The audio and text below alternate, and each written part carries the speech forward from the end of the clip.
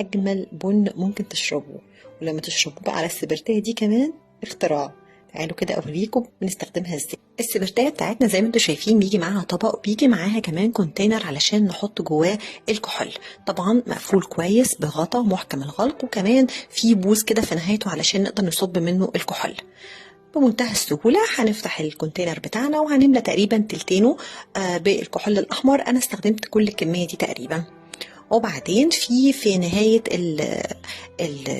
الشاليمو الطويل بتاعها ده في زي كده غطا صامولة بنفتحه، وده برضو علشان زيادة إحكام الغلق عشان مفيش أي كحول يقع من الكونتينر بتاعنا.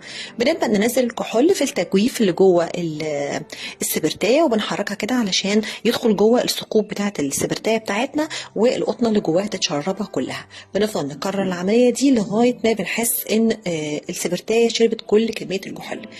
ودلوقتي بقى تعالوا نعمل فنجان قهوة، وانا هستخدم بن نوري توبلر اللي بالمستكة. طبعا هم عندهم اطعم كتير مختلفة، لكن اللي بالمستكة حاجة اختراع مش هتلاقوها في براند تاني، ومش هتشربوا زيها ولا في جمالها. وحبايبي اللي تابعيني من زمان عارفين قد ايه انا بحب الماركة دي وما بشربش غيرها.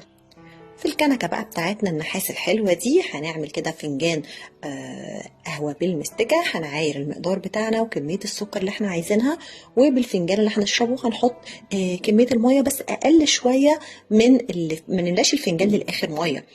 وبعدين هنبدأ بقى نجيب السبرتاية بتاعتنا وتأكد انها اتشربت كل كمية الكحول. هنولعها كده بالراحة، هتولع معانا بمنتهى السهولة. هنسيب النار كده تقطع شوية، وبعدين هنحط عليها الكنكة. مش هتاخد يعني وقت خالص، هتستوي على نار كده بقى هادية. مفيش احلى من فنجان القهوة اللي معمول على السبرتاية. وشوفوا قد ايه حجمها كبير صغير، شوفوا قد ايه حجم الكنكة بالنسبة لها كبير، يعني هي حاجة صغيرة جدا. خلاص كده قهوتي خلصت، هصبها بقى. شوفوا الجمال، ومش عايزة اقول لكم الريحة عاملة ازاي، خطيرة. ريحة المستكة مع البن حاجة في منتهى الروعة. شوفوا الجمال، شوفوا الوش. سبرتاية خطيرة وسهلة ولذيذة واختراع. تقدروا تطلبوها اونلاين.